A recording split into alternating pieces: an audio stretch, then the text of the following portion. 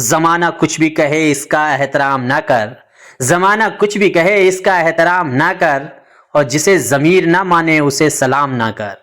अगर पी के तुझको बहकना है तो मत पी, इस तरह से हलाल चीज को हराम ना कर। नाजरीन, मैं हूं बिस्मिल आफ्ताब आलम और आप देख रहे हैं उर्दू हिंदी नॉलेज चैनल।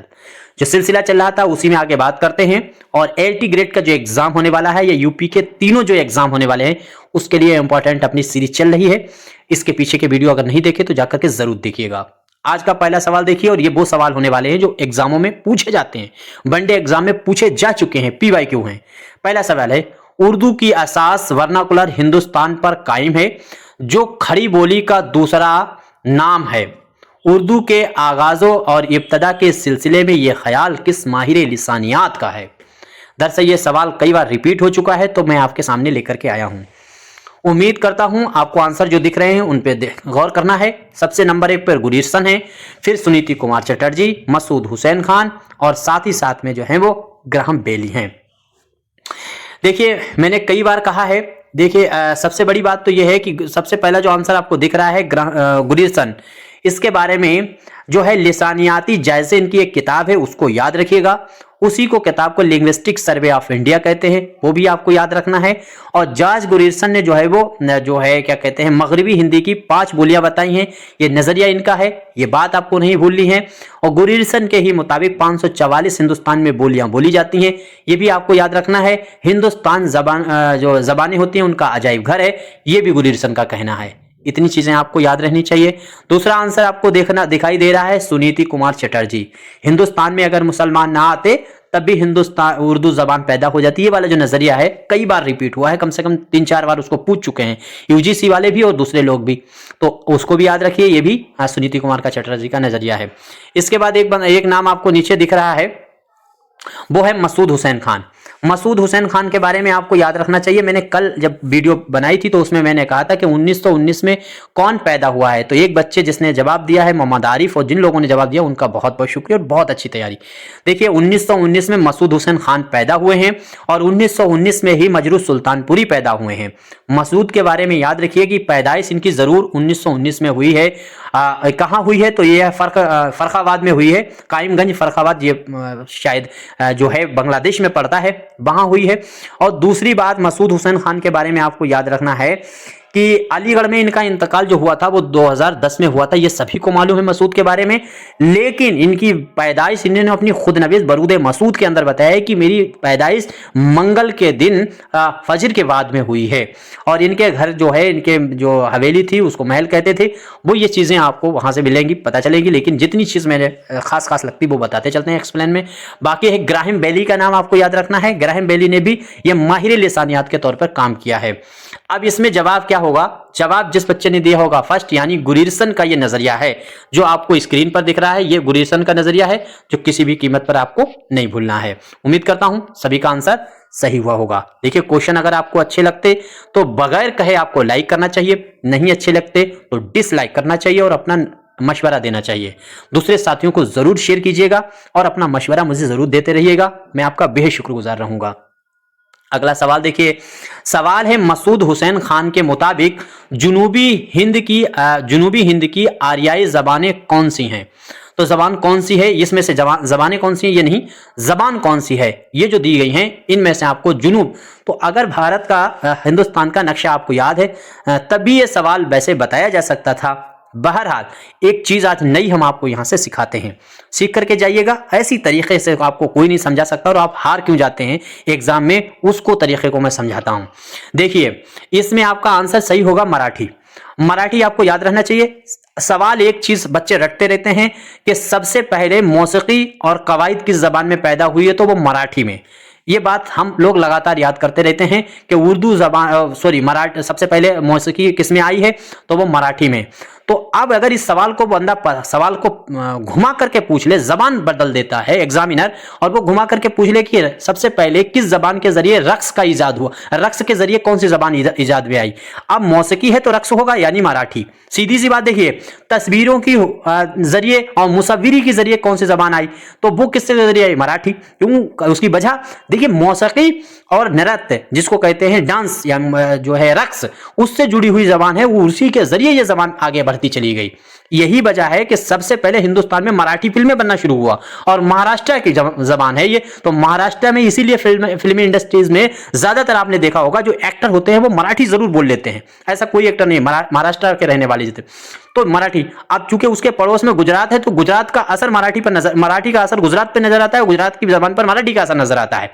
ये चीज याद रखिए। तो ये कॉमन सेंस का सवाल है, अगर वो इसको सवाल को घुमा देता है, रक्स वाली बात को कहता है। ऐसे ही आपसे अगर ये सवाल पूछ लिया जाए कि सवाल को जबान घुमा करके सवाल अगर एग्जामिनर पूछ ले कि वो जबान कौन सी है जिस जबान में सबसे ज्यादा जो है वो ठंडे इलाके की जबान है, जहां पहाड़ और झरने का बयान किया गया है, उस इलाके की जबान को क्या कहते हैं? तो सीधी सी बात है, आपको पता है ठंडा इलाका सबसे ज्यादा कौन सा है, जबान वहां की कौन सी होगी? तो ठंडा सबसे ज्यादा इलाका आपको मालूम है कश्मीर है, और कश्मीर की जबान पेशाची है। दरअसल वो पेशाची के बारे में पूछना चाह रहा है एग्जामिनर, वो डायरेक्ट नहीं पूछ रहा कि कश्मीर की जबान कौन सी है। तो आप लगा देंगे, आपने रट रखा है कि कश्मीर की जबान जो है वो पेशाची है। दरअसल वो घुमा फिरा करके ठंडा इलाका, वहां के जो है झील और झरनों की और पहाड़ियों की जबान के तौर पर 4-5 नाम देकर के घुमा फिर करके सवाल पूछता है। तो आपका आंसर सिर्फ यही होगा कि वो कश्मीर है, और कश्मीर में पैसाची बोली जाती है। और ठंडे इलाके में जो पैसाची इसलिए बोलते हैं क्योंकि वो कच्चा मांस खाने वाली लोगों की जबान है, वो ठंडे इलाके में कच्चे मांस खाए जाते हैं पुराने जमाने में। तो इस तरह से आपको ये घुमा फिरा कर कितना भी सवाल पूछे, अगर आपने थोड़ा सा पढ़ा है सही से तो आप बता सकते हैं। बाकी और चीजें हम आपको बताते रहेंगे, जो पर्सनल बच्चे जुड़े हैं उनको हम बताते भी रहते हैं और भी चीजें आपके सामने लाते रहेंगे। अच्छा, दूसरी चीज ये चीज आपको मालूम होगी, तो ये मसूद हुसैन खान ने बताया है। मसूद हुसैन खान के बारे में याद 4-5 चीजें आपको याद रखिए। देखिए, मसूद हुसैन खान के उर्दू जबान और अदब, ये इसकी किताब पूछी जाती है जो आपको याद रहना चाहिए। और दूसरी बात, सूतियाती मुताला, ये दूसरी इनकी किताब है जो तसनीफ है, वो भी मसूद हुसैन खान की आपसे पूछी जाती है। वरूद मसूद इनकी खुद नविश्त है और इंपॉर्टेंट है, 17 बाब हैं, और साथ ही साथ में उसमें दूसरे एडिशन में 18 बाब हैं। और 1988 में अपनी शाहीन जो किताब स्क्रीन पे आपको बताते हैं कि जो शाहीन अपनी किताब है स्क्रीन पे दिखती है, इसमें तमाम 2000 क्वेश्चन ऑब्जेक्टिव दिए गए हैं, इसमें नोट्स दिए गए हैं, इनमें तमाम चीजें। तो उसमें हमने दिया है कि 1988 में ही, मतलब जो है 1988 में पहला एडिशन आया है वरूद मसूद का, और ये सही भी है। कहीं कहीं 79 भी दिखाते हैं तो 88-79 चलता है, लेकिन 88 ही सही है। और दूसरा एडिशन जो बाद में आया उसमें 18 बाब हैं, पहले वाले में 17 हैं। देखिए, अपनी किताब स्क्रीन पे जो दिख रही है शाहीन, इसको आप अपने घर पे मंगवा सकते हैं, और अभी भी आपके पास वक्त है। अगर अच्छी तैयारी आपकी नहीं है, आपने पहले से कुछ ज्यादा नहीं पढ़ रखा है, पढ़ा है तो हल्का फुल्का पढ़ के रखा है, तो शाहीन का मुताला कीजिए, जिससे आपकी बहुत ज्यादा हाई जो अच्छे क्वेश्चन होते हैं उनकी तैयारी हो जाएगी। बाकी आप इस पर बात करके, नंबर पर बात करके पूछ सकते हैं। यहाँ पर सभी बच्चे डिस्टर्ब होंगे बात करने से। अब एक देखिए, एक सवाल जो आपकी स्क्रीन पर दिख रहा है, यह सवाल बहुत इंपॉर्टेंट है। सवाल देखिए, काव्य मीमांसा। तो मीमांसा जो होती है, काव्य मीमांसा यानी नक्द शायरी की किस तसनीफ को मतलब जो है किसकी तसनीफ है? तो ये किसकी तसनीफ है? काव्य मीमांसा। देखिए, मीमांसा का मतलब होता है इल्म की इच्छा रखना, यानी विद्या की चाहत रखना, विद्या की इच्छा रखना, शिक्षा को हासिल करने की जो तपिश होती है, जो अंदर से जुनून होता है, उसी को मीमांसा कहते हैं। तो काव्य मीमांसा, दरअसल ये संस्कृत का लफ्ज है। संस्कृत हम पढ़ाने नहीं बैठे हैं, हिंदी का पेपर होता है या जीके जीएस का, तो हम इसको डिटेल में जाते। दरअसल ये दार्शनिक तौर पर दार्शनिक की किताब है, यानी फलसफाई किताब है, और यहां पर नक़्द और तनक़ीद की भी इसके चीजें अंदर कवायद बयान की गई है। तो देखिए, इसमें आंसर जो आपका सही होगा वो होगा आचार्य राज शिखर का नाम आपको याद रखना है। आचार्य राज शिखर का नाम आपको याद रखना है, इन्हीं की लिखी हुई किताब है। देखिए, कुछ किताबें हम आपको बताए देते हैं जिनको किताबों को आपको रट लेना चाहिए, वो आपसे पूछी जाएगी। जैसे भरत मुनि की जो है वो नाट्य शास्त्र आपसे पूछी जाएगी, हर हाल में याद रखना है। नाट्य शास्त्र आपको याद रखना है। सबसे पहले ड्रामों की कवायद के बारे में, ड्रामों के उसूलों के बारे में नाट्य शास्त्र के अंदर बताया गया है। संस्कृत में लिखी हुई किताब है, भरत मुनि की किताब है। संस्कृत के प्रोफेसर थे, किस कॉलेज में थे? तक्षशिला में थे। तक्षशिला कहां है? पाकिस्तान। पाकिस्तान के किस शहर में? रावलपिंडी में। इस तरीके से आपको पूरी तहकीकात से जानकारी होनी चाहिए।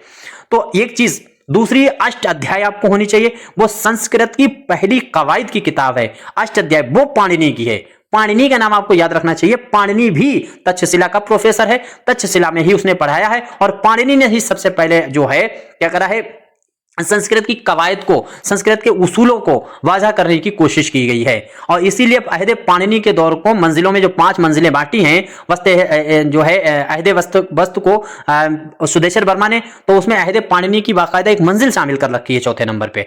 तो अहद पाणिनि का जो दौर है, टकसाली जबान वगैरह का, तो उसमें जो है आपको नाम याद रखना है पाणिनि का, तो पाणिनि भी संस्कृत का है। तीसरा, एक प्रोफेसर चाणक्य आपसे सवाल पूछ सकता है, चाणक्य, ये जीके जीएस में भी पूछ सकता है और उर्दू में तो पूछ ही रहा है, तो जीके जीएस के हिसाब से भी याद है। चाणक्य की अर्थशास्त्र किताब है और उसका भी संबंध तक्षशिला से है। तक्षशिला के बहुत बड़े बड़े प्रोफेसर थे। तक्षशिला इस टाइम ये टॉपिक करंट में आ क्यों गया, क्योंकि तक्षशिला को यूनेस्को ने विश्व धरोहर जो है सूची में शामिल कर दिया है, इस वजह से। आई थिंक अब ये चीजें क्लियर हो गई। हम बहुत ज्यादा लगता है डिटेल में चले जाएंगे, लेकिन हमारा तरीका ये नहीं है जो हम आपको बता रहे। इसी तरीके से शकुंतला किताब आपको याद रखना है, संस्कृत की है, वो लिखी हुई है कालिदास की, और कालिदास जो जहां था, जिसके दरबार में था, वो है चंद्रगुप्त मौर्य, और चंद्रगुप्त मौर्य को गद्दी पर बैठाने का काम जो है वो किया है चाणक्य ने। इतनी चीजें हैं, बोरियत नहीं होनी चाहिए। ज्यादा से ज्यादा मेरे पास तो आपको जानकारी ही मिल सकती है, बाकी आपके मेरे पास तो मिठाई तो रखी नहीं जो हम आपको खिलाएंगे।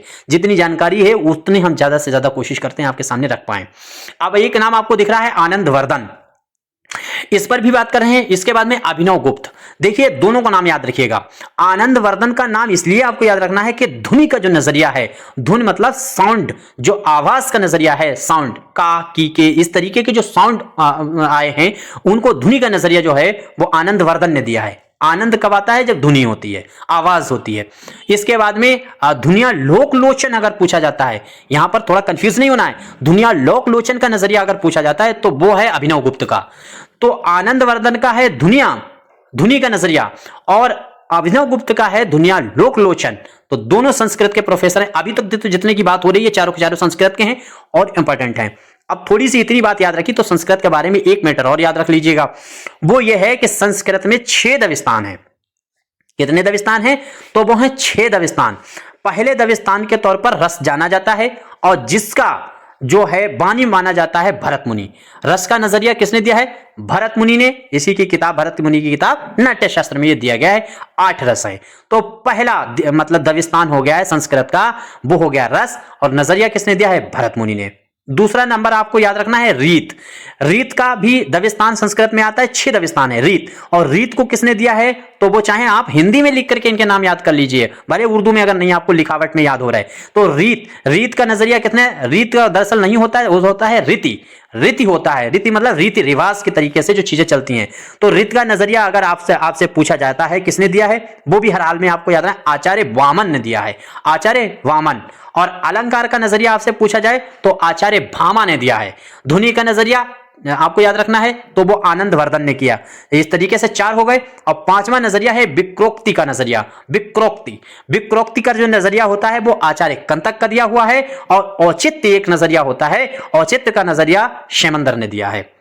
बस इतनी ही चीजें आपको याद रखना है, बहुत ज्यादा हम आपको खिसका करके डिटेल में नहीं ले जाएंगे जिससे आप बोर हो जाए। बस इतनी चीजें हम आपको तैयार कराना चाहते हैं। ये बेसिक से थोड़ी ज्यादा है, बहुत गहरी नहीं है ये। आप सोचिए कि हम ये सर बहुत गहरा पढ़ा रही है, बहुत नहीं है, इससे भी कई ज्यादा गहरे सवाल पूछ लेता है आयोग, क्योंकि वो मेरी उम्र से तो 3 गुना ज्यादा हैं भाई साहब। उनका तजर्बा और उनकी जानकारी बहुत है, तो वो हम कोशिश कर रहे हैं कि उनको हम फाइट दे पाएं, उनकी सोच को आपकी सोच से मैच करा करके क्वेश्चन फंसा पाएं। लेकिन उनकी सोच बहुत, वो कई प्रोफेसर मिलकर के बनाते हैं और हम अकेले हैं। तो इस तरह से हम आपके सामने ले आ रहे हैं कि वहां उनके करीब रखें आपको। आप अगर 100 क्वेश्चन सही कर लेते हैं, आपका 100% प्री क्वालिफाइंग हो जाएगा एलटी का। सवाल देखिए स्क्रीन पे है, इस लफ्ज सिहा का है ये नक्शा मेरे आगे, ये लफ्ज, इस लफ्ज सिहा का है नक्शा मेरे आगे, या खेल रहा है कोई काला मेरे आगे। तो जुल्फ क्या होती है, दरअसल बाल होते हैं, और उन्हीं बालों को जाहिलत के तौर पर बंदा सांप बताई दे रहा है। काले का मतलब होता है सांप, ये हिंदी का वर्ड है दरअसल, जो उर्दू के अंदर यहाँ आई है, या अमूमन जो सनत आई है वो संस्कृत से आई है उर्दू के अंदर। ये जो भी जो है इस्तिआरा या तशबीहात, ये जो भी चीजें आई हैं, ये सब उत्प्रेक्ष है, उपमा है, अलंकार है, इन सब अलंकारों से उठा करके उर्दू में भरा गया है। तो ये दरअसल आपको याद रखना है कि ये लफ्ज जो है वो दोहा से लिया गया है। तो काला का मतलब होता है सांप, तो सांप जैसी चीज को, बालों को सांप बताया दे रहा है बंदा, यानी ये तो एक वही चीज हो गई कि एक जानबूझकर अनजान बनने की कोशिश की जा रही है, यानी जानबूझ करके आप जाहिलत कर रहे हैं। ये जाहिर सी बात है, क्या ना, समझ गए होगे। तो इसमें जो आपसे पूछा गया है सनत कौन सी है, तो तजाहिल आरिफाना है। जानबूझ करके अनजान लिखकर हमारा नाम जमी पर मिटा दिया, उनका तो खेल हम खाक में हमको मिला दिया। यानी इसका मतलब यह है कि तुम हमें जानते हो तभी तो जमीन पे नाम लिखा, और नाम लिख करके बाद में मिटा दिया, यानी जानते भी नहीं हो। हाथ पे रख लीजिए, जमीन पे शेर है, तो वो भी तजाहिल आरिफाना है। ये गालिब कहता है जो एटीट्यूड में कि वो पूछते हैं कि गालिब कौन है, कोई बताओ, हम बताएं क्या। मतलब ये बंदा जो हमें तो दुनिया नहीं जान रहा है, जाहिलत कर रहा है, जानबूझ कर जानने के बावजूद भी अनजान बन रहा है, तो ये चीज है वो तजाहिल आरिफाना हो जाती है। किनाया में तो आपको मालूम है कोई चीज को इशारे में बयान करना, वो तो किनाया होता है कि किसी चीज को इशारे में हमने कोई बात कह दिया है कि मतलब जैसे मसलन आपको ऐसे समझिए, एक जुमला हम मजाहिया के तौर पे बोले देते हैं, जैसे चौकीदार चोर है, ये जुमला आपने खूब सुना होगा। तो ये आप भी समझ रहे हैं हम किसको चोर बता रहे हैं, और उसका नाम भी नहीं ले, सारी चीजें हैं, ये बात हम इशारे में कर रहे हैं। दरअसल इसी तरीके से शायरी में अगर बात होती है वो किनाया हो जाती है। मुझे शेर नहीं आता, मैं एग्जांपल आपके सामने रख रहा, बस आप समझ गए कि मैं चोर किसे कहना चाह रहा। दरअसल चौकीदार चोर है, ये जुमला आपको ट्रेंडिंग पे दिखता है आजकल। तो ये चौकीदार चोर का मतलब क्या है, किसके लिए कहा जा रहा है, ये वो भी जानता है जिसके लिए कहा जा रहा है, और जो लोग सुन रहे हैं वो सभी जान रहे हैं। तो ये बात किनाया की, लेकिन ऑब्जेक्शन नहीं ले सकते कि मैंने आपको कहा, ठीक है। इस तरीके से अगर चीज शायरी में बयान है तो वो किनाया है। या फिर हुस्ने तालील, जिसमें सीधे मतलब ही बदल दिया जाए, जैसे खुदा ने कोई चीज खुदा की तरफ से आती हो और उसको इंसानी चीजों में उसके मीनिंग शायर बदल दे। जैसे लहरें समंदर से उठ रही हैं, और लहरें उठना उनका नफसियाती के लिए प्यास है, जैसे प्यास बढ़ती जा रही है बहता दरिया देखकर। और ये जैसे यही मान लीजिए मिसरा रख लीजिए, तो इसमें क्या है कि प्यास बढ़ती जा रही है बहता दरिया देखकर, दरिया को देख करके प्यास लगेगी या अल्टीमेटली तुम्हें प्यास लगती है। तो आपको जवाब ये होगा कि प्यास इंसान को अपने आप लग जाती है। जब अपने आप प्यास लगती है तो वो दरिया बहता हो या ना बहता हो, आप चाहे 7 कमरों के अंदर बंद हैं, अगर प्यास लग गई तो प्यास लग जाएगी। इसका मतलब ये नहीं है कि पानी को देख करके प्यास लग जाएगी। तो ऐसी अगर चीजों को बयान कर रहा है तो हुस्न तालील, बाकी डिटेल में हम बाद में बात करेंगे। ज्यादा सवाल नहीं है, बहुत ज्यादा चीजें नहीं है जो हम यहां बता पाए। आगे देखिए, मैं तो वही कहता हूं कि स्क्रीन पे अपनी किताब है, इसको लेकर के इसका मताला कीजिए। बाद में जो सवाल अगर एक आध कंफ्यूजन करते हैं तो वो हम लोग बाद में बात करके डिस्कस करके क्लियर करा देंगे, बता देंगे, और वैसे ही तैयारी करके पहुंच जाइए। दर्जा झेल में से किसका लिखा हुआ शेरी मजमुआ, ये पूछा जा चुका है। खूब शराब, ये आपको याद रखना है। ख्वाब शराब किसका है, खूब नहीं, ख्वाब शराब। तो ये किसका लिखा हुआ है, उम्मीद करता हूं सभी का आंसर सही होगा। ये है जिया जालंधरी का नाम आपको याद रखना है। जिया जालंधरी जो हैं उनका लिखा हुआ है, पूछा जा चुका है, याद रखना चाहिए। नून मीम राशिद के देखिए 4 मजमुए हैं, मावरा है, ईरान में अजनबी है, ला इंसान है, गुमान का मुमकिन है। ये आपको चारों इसके मजमुए याद रखना चाहिए। 3 मजमुए इसके मखदूम के हैं जो आपको याद रखना चाहिए, जैसे सुर्ख सवेरा है, गुलेतर है, और बिसाते रक्स है, ये आपको याद रखना चाहिए। मीरा जी के इसी तरीके से आपको याद रखना चाहिए। मीरा जी की नज़में, मीरा जी की क्या कहते हैं, गीत ही गीत, ये सब जो है वो मीरा जी के हैं। वो आपको इस तरीके से याद रख लेना चाहिए। छोटी छोटी चीजें हैं जो तो पता ही होना चाहिए। आगे देखिए, किसकी तसनीफ के मुख्तलिफ नुस्खों का मुकाबला करके दुरुस्त मतन तैयार करने का अमल क्या कहलाता है। तो एक सीधी सी बात है, जैसे नुस्खे हैं उनका मुकाबला करके और उनको दुरुस्त मतन जो तैयार किया जाए उसको क्या कहें, अमल के तौर पर क्या कहेंगे इसे। तो ये देखिए, तरतीब कहेंगे। तरतीब का मतलब क्या होता है, तरतीब का मतलब होता है ये कि किसी भी चीज को सिस्टमैटिक रूप से लगाना, ये तरतीब है। जैसे मेरी किताब शाहीन है, अगर आप शाहीन किताब पढ़ेंगे तो ये दरअसल तरतीब है। इसमें हमारा बहुत बड़ा खेल थोड़ी है, बस हमारे पास इतना मवाद इन सब चीजों से, उन सब चीजों से कुछ चीजें याद हैं, कुछ चीजें तो वो सब इकट्ठा करके, नोट्स इकट्ठा करके एक सिस्टमैटिक ढंग से लगा करके मैंने किताब फॉन्ट कर दी, तो वो हो जाता है तरतीब। तो ऐसा तो है नहीं। यहां देखिए ये क्या कह रहा है, मुख्तलिफ नुस्खों, अलग अलग डिफरेंट नुस्खों को इकट्ठा करके, मुकाबला करके, उनका मुकाबला भी किया जाए, एक दूसरे को चीजों को जानकर परख कर उनकी क्या कहते हैं खूबियां और खामियों को भी नजरअंदाज सिस्टमैटिक लगाया जाए।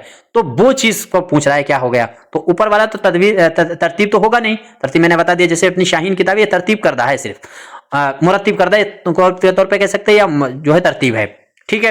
या जैसे मेरी और भी किताब है, अंकुर है, व्याली है, संध्या है, ये हमारी जो किताबें हिंदी में आई हैं वो बाकायदा लिखी हुई हैं। लिखी हुई चीज वो होती है जो खुद से लिखी हुई, इजाद की गई हो, जैसे अफसाना है, गजल है, ये होता है लिखी हुई चीज। आगे देखिए, अगला आपको नीचे देखिए, इसमें आंसर जो होगा तदवीन करना होगा। तदवीन, छानबीन करके उसको सही से सिस्टमैटिक लगाना, तदवीन होगा ये चीज आंसर आपका सही होगा भी। और तनकीद का मतलब ये कि खामियों को निकाल करके उनकी समीक्षा करना। और तहकीक का क्या मतलब है, खामियों को और मतलब जो है अच्छाइयों को, दोनों की तहकीक करना, ठीक है, ये चीज होता है तहकीक के अंदर। उम्मीद करता हूं चीजें क्लियर हो गई होंगी। तहकीक के जो राइटर हैं उनको याद रखिए। जुमलों की साख्त के मुतालिक को क्या कहते हैं, तो जुमले की साख्त पूछ रहा है ना, तो जुमले की आप देखिए, तो इसमें आंसर आपका सही होगा नहु तरकीबी। जो नहु होती है वो उसमें जुमलों की ही साख्त, जुमलों की डिजाइन, उन पर ही बात होती है। अब जैसे तसव्वुर दिख रहा है, तो तसव्वुर का मतलब तो एक ख्याल से होता है ना, एक मानी से होता है। मानी से मुराद लिया जाए तो तसव्वुर आएगा, ख्याल से मुराद लिया जाएगा तो तसव्वुर आएगा। ठीक है, बैरूनी से मतलब लिया जाए तो तसव्वुर आएगा। ठीक है, उम्मीद करता हूं। नहु तफसीली, तफसीली का मतलब डिटेल बयान करना, तो डिटेल जुमलों की बयान करना, थोड़ी मुताले को मुताला करके जो है उस मुताले को क्या कहते हैं ये पूछ रहा है, ना कि ये पूछ रहा है कि डिटेल को क्या कहते हैं। तो तफसीली भी नहीं हो सकता। थोड़ा सा कॉमन सेंस अगर आप लगाएंगे, देखिए 1-2 तारीख के बाद हम थोड़ा फ्री होंगे, उसके बाद हम अच्छे से और आपके सामने तैयारी करवाएंगे और लंबी वीडियो लाएंगे। आप मैराथन की सोचते हैं, मैराथन की तरह से हम ऐसे ही एक्सप्लेन करके और मैराथन पहली बात बना देंगे, 100 क्वेश्चन, 200 क्वेश्चन लगा देंगे, क्या दिक्कत है, फर्स्ट पेपर भी पढ़ा देंगे। आगे देखिए अब्दुल कादिर सरवरी। अब्दुल कादिर सरवरी ने मार्फीम के लिए कौन सा उर्दू लफ्ज इस्तेमाल किया है, तो मार्फीम का मार्फीमियात क्या होगा, तो मार्फीमियात की सबसे छोटी इकाई मार्फीम हो जाती है। दरअसल यहां पर इसने जो कहा है अब्दुल कादिर सरवरी ने, उसने तश्कीला लफ्ज इस्तेमाल किया है। तश्कीला लफ्ज आपको याद रखना चाहिए, उम्मीद करता हूं याद रहेगा। आगे देखिए सवाल यह है कि दिल को ना पूछ मार का हुस्न इश्क में, दिल को न पूछ मार का हुस्न इश्क में। अब इसमें अगला मिसरा शेर में पूरा पढ़ देता, अब इसमें मिसरा आपको बताना है, क्या जाने गरीब कहां काम आ गया, तो यही वाला मिसरा सही होगा, पहले ही सही हो जाएगा भाई। क्या जाने गरीब कहां काम आ गया, दरअसल ये जिगर मुरादाबादी की आई थिंक गजल है, और दिल को सुकून रूह को आराम आ गया, ये देखिए यहां से मतलब है, ये दिल को सुकून रूह को आराम आ गया, मौत आ गई के दोस्त का पैगाम आ गया, ये मतलब यहां से पूरा होगा। तो दिल को सुकून रूह को आराम आ गया, इसका अगला मिसरा है मौत आ गई के दोस्त का पैगाम आ गया, और वो जो दिया है दिल को ना पूछ मार का हुस्न इश्क में, क्या जाने गरीब कहां काम आ गया। तो इस तरह से आपको याद रखना चाहिए। देखिए मजा लेकर के पढ़ाई कीजिए, बोझ करके अगर आप पढ़ेंगे तो फिर चीजें नहीं समझ में आएंगी। मजा लीजिए, हर चीज का मजा लीजिए, बस दुनिया मजे के लिए बनी है, पढ़ाई में भी मजा लीजिए। आगे देखिए किसी मतन के कलमी और गैर मतबूए नुस्खे को क्या कहा जाता है, तो कलमी और साथ साथ में गैर मतबूआ, तो गैर मतबूआ और कलमी को क्या कहेंगे, तो मखतूता कहेंगे। दरअसल ये आपका आंसर सही होगा बी, मखतूता, याद रखिएगा। देखिए ये बाकी जितनी चीजें हैं इनका एक्सप्लेन हम पीछे कर चुके हैं और भी वीडियो में कर चुके हैं, इसलिए हम यहाँ पर जो चीजें हम कर देते हैं और हमें याद रहता है कि उसके बारे में बहुत ज्यादा पीछे बता चुके हैं, तो उनका एक्सप्लेन हम नहीं करते हैं। क्या करना है, बार बार उसी चीज को रिपीट नहीं कर सकते, आपको देखना है तो आप पीछे जाकर के वो वीडियो देख लीजिए। आपका दिल करे देखिए, दिल करे ना देखिए, कोई अपना बहुत बड़ा मसला है नहीं। कश्ती मस्कीनों जान पाको दीवार यतीम, अब ये क्या है कि इल्म मौसीकी भी है, तेरे सामने हैरत फरोश। इसमें शेर में दरअसल आपको सनत इस्तेमाल करनी है। तो जो चीज अभी थोड़ी देर मैंने बताई थी पहले कि शायर ने यहाँ मीनिंग बदल डाली है कि बस कुछ मीनिंग को जो है वो दूसरी खुदाई मीनिंग को बदल करके हकीकी मीनिंग को बदल करके मजासी कर दिया है। तो ये चीज हम अभी डिटेल में बता चुके थे, ये होगा हुस्न इश्क। जल्दी जल्दी करते हैं, क्वेश्चन देर लग रही है। आगे देखिए हाल ही की एक नज्म है मुनाजाते वेबा, बहुत इंपॉर्टेंट सवाल है भाई साहब, याद रखना चाहिए, ये रिपीट होगा। आगे देखिए ये इंसानी रिश्तों की राम कहानी सुनाती है, तो ये बात किसने कही है मुनाजाते वेबा के लिए, तो ये बात कही है जमील जालवी ने। आयोग ने इसको जमील जालवी माना है, सही भी है, जमील जालवी ने ही माना है, कहा है, ये चीज आपको याद रहेगी। इसके बाद में अगला सवाल है, क्या है, बकदर ज़ौक़ बकदरे ज़ौक़ नजर दीदे हुस्न क्या हो मगर, इस शेर का जो मिसरा है वो सानी मुकम्मल लगाना है, तो इसको मुकम्मल करना है। तो वक्तरे ज़ौक़ नजर दीदे हुस्न क्या हो मगर, तो इस शेर को कैसे पूरा किया जाएगा, इसका भी पहले मिसरा सही रहेगा। यहां पर देखिए पहला मिसरा सही है, निगाह शौक में जलवे समाये हैं क्या क्या। देखिए ये क्या क्या लफ्ज रदीफ को इस्तेमाल करके आतिश जो है ख्वाजा हैदर अली आतिश और या सेगना चंगेजी, इन दोनों ने गजलें कही हैं। ठीक है, तो वो अदब ने दिल के तकाजे उठाए हैं क्या क्या, शौक ने होश के पहलू दबाए हैं क्या क्या, जमीन काटने वाले आसमां का पहाड़ काटने वाले जमीन से हार गए, इस जमीन में दरिया समाये हैं क्या क्या, बेखुदी में अपने ही कदम चूम लो तो जेबा हो, इस बेखुदी में अपने ही कदम लड़खड़ाए हैं, अपनी ही जात पे मुझको शकाए हैं क्या क्या। ये पूरी गजल है जो इसकी है क्या कहते हैं यगना की। तो यहां पर जो शेर दिया गया है ये किस शायर, तो आतिश की भी इसी रदीफ काफिया पे गजल है, वो याद रखना चाहिए। ये मिला करके पूछते हैं तो वो टफ कर देते हैं। ऐसे ही मीर की और गालिब की भी जो है गजल पाया पाया पे है, तो जिसने लज्जत मजा पाया, इस तरह के वो गजल है, तो वो उनने भी इसी रदीफ काफिया से इस्तेमाल कर रखा है आपस में। तो ऐसे याद रख लेना चाहिए। ऐसी गजलों को जरूर ध्यान में रखिएगा, क्योंकि शेर को मिसरा दे देगा और वो दूसरे शायरों के उठाकर मिसरा दे देगा। तो इसमें आपका आंसर सही होगा फर्स्ट। उम्मीद करता हूं सभी का आंसर सही हुआ होगा। ठीक है, हम यहीं तक बात करते हैं। बाकी अब आपको आखिर में अपनी बुक दिख रही है, इसको मंगा सकते हैं, फिर नंबर पर बात कर सकते हैं। और कोई मशवरा है तो ये 3 से 4 दिन में अंदर आपके घर पे पहुंचेगी अगर ये ऑर्डर करते हैं। और बहुत ज़्यादा इसे ट्रैक कर सकते हैं, आपके पास स्लिप भेज दी जाती है। कोई मशवरा है तो दे सकते हैं। शुक्रिया।